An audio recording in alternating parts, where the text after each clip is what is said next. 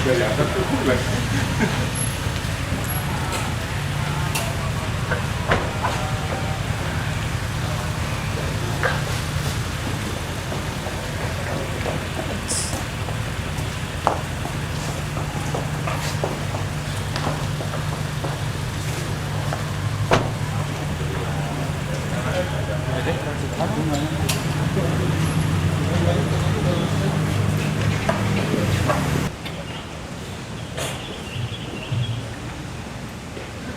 Penghormatan kepada pembina apel. Pada pembina apel.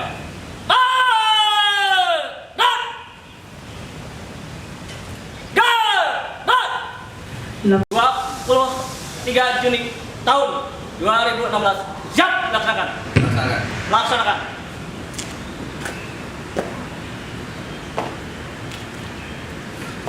Amanat pembina apel.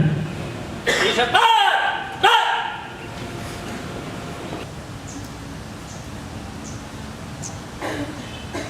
Peserta apel bagi yang saya hormati dan saya cintai,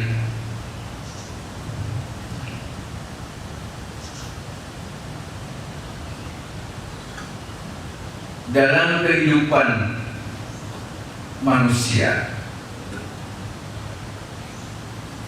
kita sering dihadapkan dengan berbagai persoalan-persoalan hidup, dari mulai persoalan keyakinan kita, mindset hidup kita di dunia ini dengan berbagai godaan dan rayuan,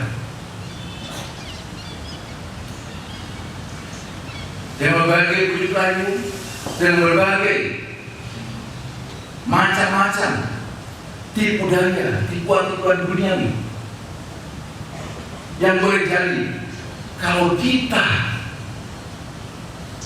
tidak waspada dan tidak hati, maka tidak jarang kita melihat betapa banyak saudara-saudara kita, teman-teman kita, mereka bisa terperosok, mereka bisa tergelincir ke dalam sebuah keniscayaan.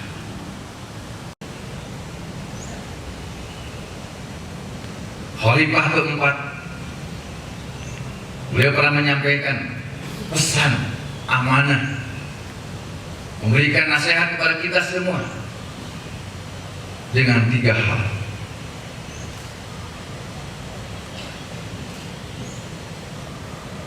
Man tamada ala jamihi dzalla wa man tamada ala malihi qalla wa man tamada ala aqlihi dhalla. Beliau menyampaikan nasihat ini kepada para sahabat yang lain. Di saat waktu itu banyak sekali para sahabat yang tergelincir disorientasi dalam kehidupannya. Banyak yang terjebak mencari perlindungan,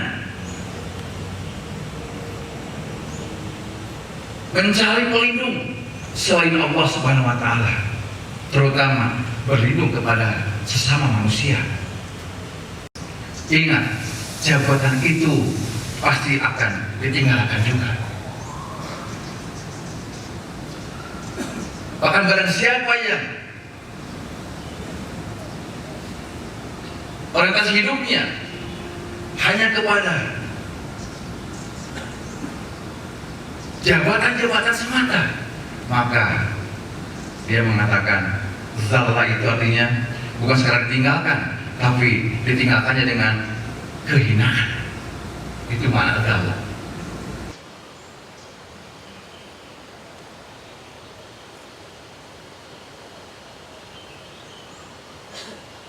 Apel yang saya hormati, yang saya cintai, yang saya bahagia, dari 3 nasihat ini saya sering mencoba betapa hari ini semuanya sedang banyak terjadi. Manusia hari ini terjebak dengan 3 hal tadi.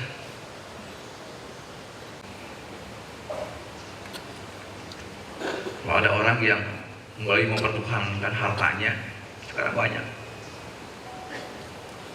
Jadi pemimpin itu harus banyak duitnya. Dengan duit yang banyak, sokok sana sokok sini, dia berharap duit sebagai ilah, duit sebagai kekuatan.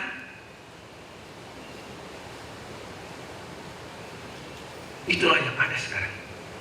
Walaupun sesungguhnya Tuhan yang Maha Kuasa, Allah SWT sudah seringkali memberikan sebuah jawaban kepada kita bahwa persepsi seperti itu adalah salah dan tidak tepat, sangat-sangat kesalahan.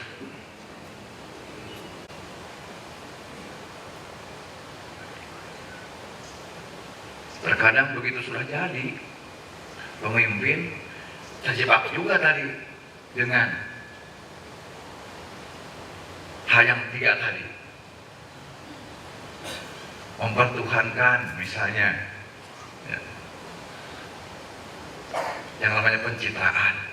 Kenapa? Karena dia ingin mendapatkan kedudukan yang selanjutnya di atasnya lagi. Pekerjaan yang sedikit dibangun dengan cita-cita pencitraan sehingga seperti besar. Itu disebut kebohongan publik. Jadi kalau sudah akalnya itu dipertuhankan, dia pasti sesat. Padahal Allah SWT mengatakan dalam urusan-urusan duniawi ini, dalam urusan-urusan aktivitas kita keseharian, membangun sebuah peradaban kemanusiaan ini, Allah sering mengatakan dalam Al-Quran, wa qul i'malu fasayarallahu amalukum wa rasuluhu wal mu'minun. Kalau kita sudah mendapatkan posisi, kata Allah, Allah memberikan posisi kepada kita, pesan kepada kita, Allah mengatakan, wa qul i'malu, maka bangunlah prestasi oleh kalian. Kalau jadi dirut PDAM, bangun prestasi. Direksi, bangun prestasi. Kita juga di bawahnya, jadi kabak semua, direksi, semua jabatan, termasuk staf. Kalau sudah mendapatkan amanah di posisi apapun, Allah, wa qul i'malu, bangunlah prestasi dan prestasi kalian. Maka kata Allah, Allah berjanji mengatakan, fasayarallah, maka pasti Allah Subhanahu wa taala akan menilai kalian, akan melihat kalian. Kalau dalam bahasa Arab, bahasa Al-Quran, fa itu adalah fa amal, maka Allah pasti akan menilai kalian. Wa rasul, dan rasulnya akan menilai kalian. Walladzina amanu, dan manusia-manusia di lingkungan kalian pasti akan menilai kalian. Itulah Allah mengatakan, wa qul i'malu wasayarallahu amalukum wal mu'minun. Maka ada ayat yang lain itu dikatakan, urusan profesionalisme itu Allah mengatakan, wa qul i'malu ala makanatikum fa inni amil. Bangunlah prestasi kalian sesuai dengan ala makanatikum. Makanan itu artinya sesuai dengan profesi kalian. Kalian punya profesi, bangun. Bang Wadid sering menganalogikan, melihat contoh yang disebut profesional itu bukan hanya sebagai pejabat di sebuah kantor yang berdasi, bukan. Saya melihat, saya sering merenung, kita melihat seorang petinju yang namanya Mike Tyson. Seorang Mike Tyson itu, dia seorang anak jalanan. Anak jalanan yang biasa berkelahi. Tapi dia punya keberanian dan dia punya kekuatan. Fisiknya kuat. Karena dia profesional, dia sangat paham Dia sangat marifah akan dirinya. Marifah itu dia sangat mengenal siapa dirinya. Itulah pentingnya kita profesional. Bapak dan Ibu hadirin yang saya cintai, saya banggakan. Saya ingin sampaikan sekali lagi bahwa hati-hati dalam kehidupan kita ini yang insya Allah kita sangat meyakini hidup kita tidak akan lama. Kalau saya lihat aura bapak-bapak ini mungkin ya, sudah di atas 40 tahunan kayaknya umurnya. Ya. Pasti sudah di atas 50 tahun. Ya. Ingat, umur kita tidak panjang. Sebentar lagi. Maka di umur yang sangat singkat sebentar lagi ini, kita harus lebih hati-hati lagi melangkah.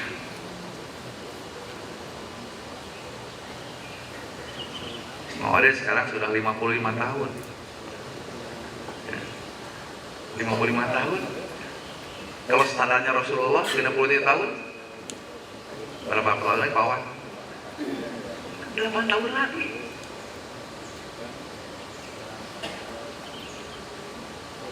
Kalau sudah 55, dia 8 tahun lagi.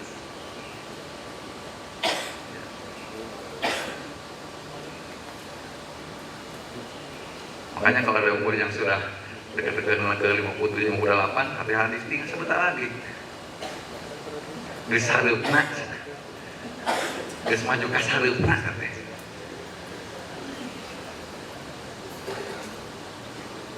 Saya ingin sampaikan nasihat untuk diri saya sendiri dan kita semua. Di sisa umur kita yang sangat-sangat pendek ini, mari kita jadikan bulan Ramadan yang kebetulan hari ini merupakan hari ke-18. Artinya masih ada 12 hari lagi ke depan. 13 hari dengan hari ini. Bahkan sebentar lagi, 3 hari lagi kita memasuki 10 hari terakhir. Mari kita jadikan Ramadan ini sebagai bulan tarbiyah, syahrul tarbiyah, bulan penggembelengan, pembinaan ke dalam diri kita kepada Allah SWT. Mari kita membina diri kita, mencas kita. Kalau dalam 1 tahun itu 12 bulan, maka 11 bulan kita dipakai untuk bekerja terus. Maka 1 bulan inilah Ramadan, Allah mengajak kita untuk mencas kita, mendrive kita lagi agar kita nanti menghadapi 11 bulan berikutnya juga punya kesegaran. Terakhir, ada 2 ibadah yang nanti pada hari kiamat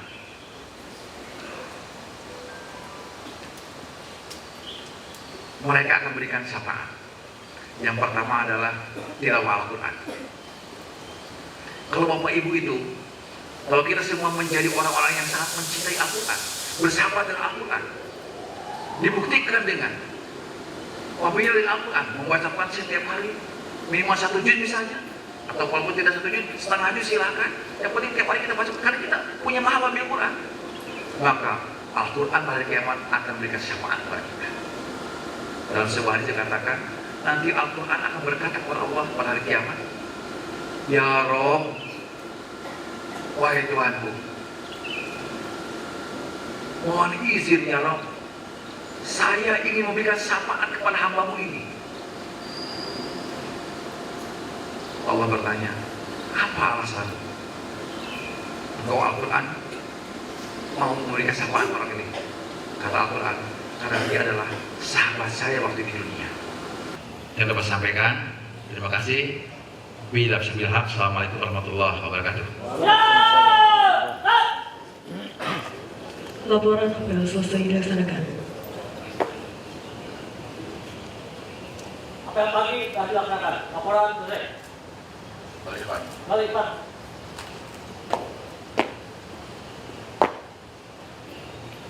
Penghormatan pada pembina apel. Pada